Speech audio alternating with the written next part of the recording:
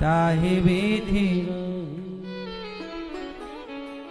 आजकल व्यक्ति शिकायत करता है, भगवान ने ये नहीं दिया, धन्यवाद दिया करो। आप धन्यवाद देने लग जाएंगे तो आपको और मिलना स्टार्ट हो जाएगा, पर आपका जीवन शिकायतों से भर जाता है। सुदामा जी कितने गरीब हैं बेचारे, खाने को रोटी नहीं, पहनने को कपड़े नहीं, रहने को घर नहीं, पर जीवन में क्या है? जीवन में क्या है? संतोष है,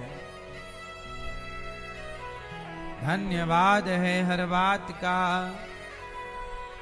जैसे हमारे श्यामलाल अग्रवाल जी हैं, आप भी अपने जीवन में बड़े संतोषी हैं।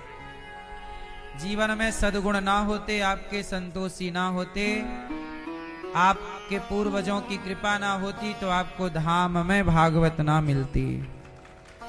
आपको बिहारी जी ने चरणों में बिठाकर श्यामलाल अग्रवाल जी और हमारी मैया कलावती अग्रवाल जी,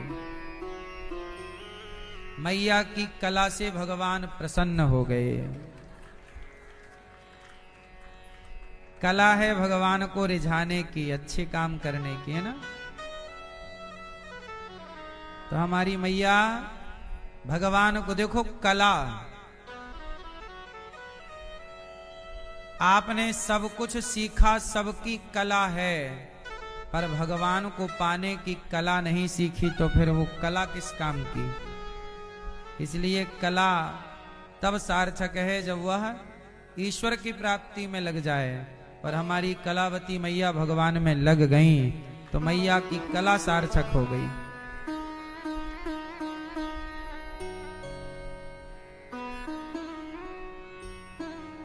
आपके पुत्र अमित अग्रवाल जी, निकिता अग्रवाल जी, भारती अग्रवाल जी, मनीष अग्रवाल जी, आरती अग्रवाल जी और विश्वास अग्रवाल जी, आप सब, उर्विक अग्रवाल जी और अरविक अग्रवाल जी, पूरे परिवार के लिए सुंदर करतल ध्वनि के साथ सबका हम स्वागत वंदन अभिनंदन करते हैं।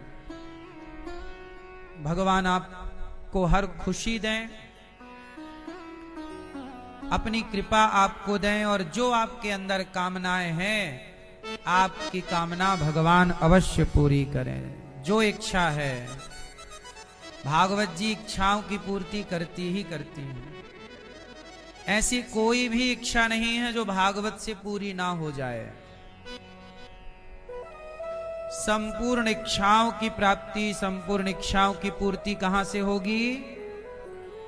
कहां से होगी? भागवत से हो जाएगी।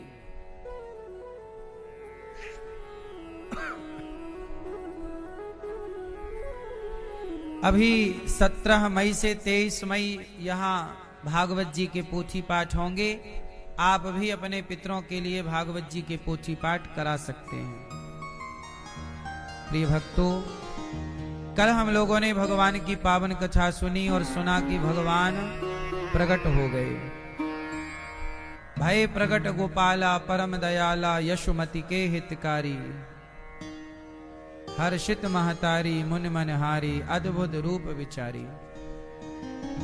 भगवान कृष्ण प्रकट हो गए। क्यों प्रकट हो गए? गीता के कहने से, परित्राणाय साधूनां विनाशाय च दुष्कृतां धर्म संस्थापनार्थाय संभवामि युगे युगे। भगवान प्रकट हो गए। अच्छा, भगवान प्रकट हो गए, राम जी प्रकट हो गए, कृष्ण जी प्रकट हो गए। भगवान कृष्ण कहां प्रकट हुए? मथुरा में।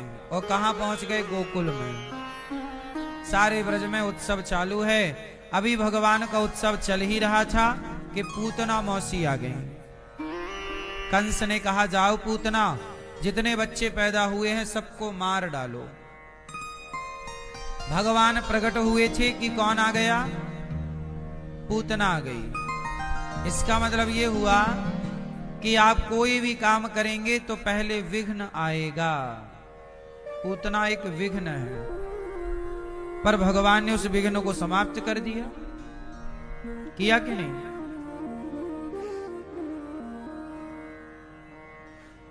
भगवान के आगे विघ्न टिकता नहीं है।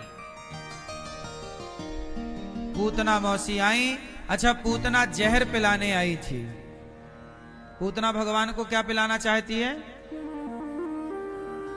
अच्छा, पूतना की भगवान से क्या दुश्मनी है? भगवान ने क्या बिगाड़ा पूतना का? उत्तर दो। पूतना का भगवान ने क्या बिगाड़ा है जो वो जहर पिलाने आ गई 6 दिन के बच्चे को? क्या दुश्मनी थी? हैं? हाँ, पूतना की दुश्मनी इस जन्म की नहीं है, पूतना की दुश्मनी पिछले जन्म की है। इसलिए कई बार आप कहते हैं कि हमने तो उनका कुछ नहीं बिगाड़ा, पर ये हमारा नुकसान क्यों चाहते हैं, ये हमारे दुश्मन क्यों बन गए? क्योंकि वो आपके किसी जन्म के दुश्मन हैं जो आज अपना हिसाब किताब पूरा कर रहे हैं। जरूरी थोड़ी है कि सारे दुश्मन हमारे इसी जन्म के हों। भाई, इस जन्म में तो हमने किसी का कुछ नहीं बिगाड़ा, लेकिन फिर भी बहुत दुश्मन हो जाते हैं। तो ये दुश्मन आज के थोड़ी हैं। अब जैसे पूतना से भगवान कृष्ण की पिछले जन्म में ही, अच्छा, भगवान ने दुश्मन नहीं बनाया, ये खुद बन गई। ये पूतना पिछले जन्म में राजा बलि की बेटी थी, इसका नाम था रत्नमाला।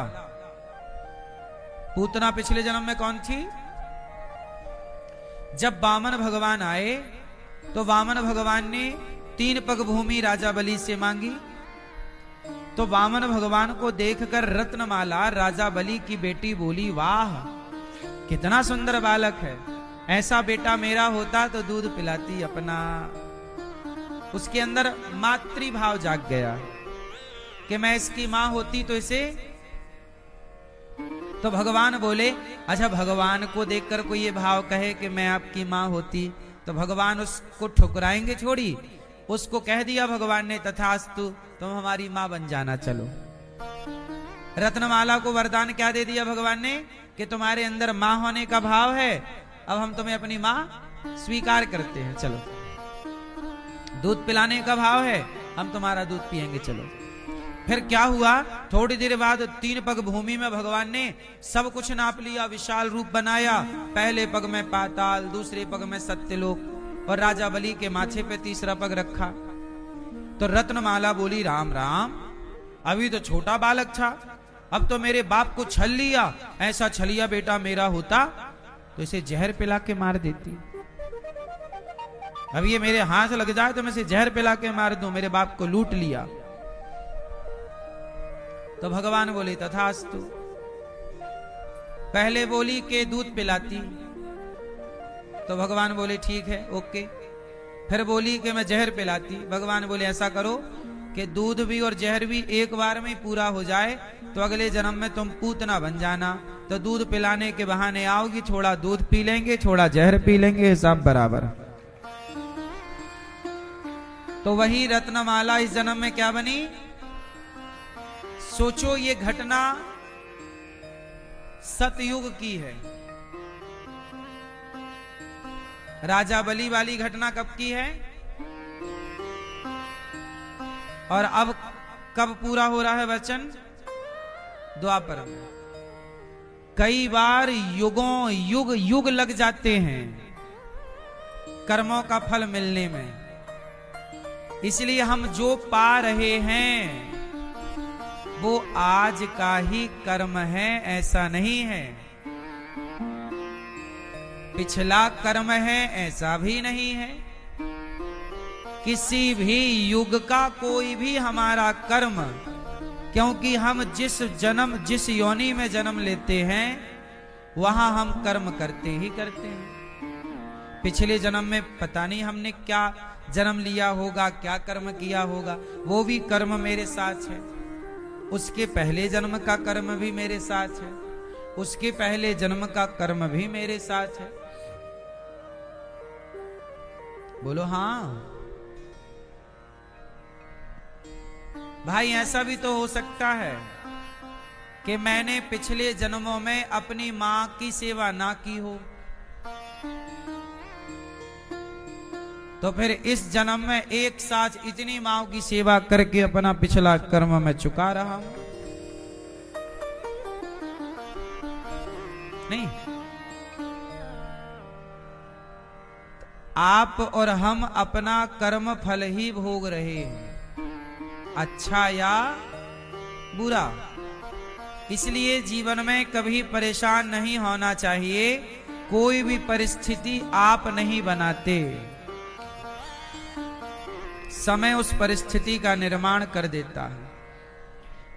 तो यह रत्नमाला, इसलिए हमारा कोई दोस्त है, हमारा कोई दुश्मन है, हमने किसी को दुश्मन नहीं बनाया, फिर भी कोई दुश्मन बन गया, तो यह किसी जन्म की दुश्मनी होगी, आज पूरी कर रहा है। उदाहरण पूतना का देख लो। आज भगवान ने पूतना जब आई तो भगवान ने पूतना का जहर पिया। अच्छा, पूतना को देखकर भगवान ने अपनी आंखें बंद कर ली। भगवान बोले हम पूतना को देखेंगे नहीं। क्यों? क्योंकि पूतना बाहर से बहुत अच्छी है और भीतर से बहुत गंदी है। भीतर से इसके विचार खराब हैं। बाहर से तो बन ठन के आई है सुंदरी और भीतर छल कपट भरा हुआ है। और भगवान कहते हैं कि जो बाहर का सुंदर है, भीतर से छल कपटी है, ऐसों को हम देखना भी पसंद नहीं करते। इसलिए भगवान ने पूतना की ओर देखा भी नहीं। भगवान किसे देखते हैं? जिसका तन सुंदर हो उसे, या जिसका मन सुंदर हो उसे। क्या सुंदर चाहिए, तन या मन?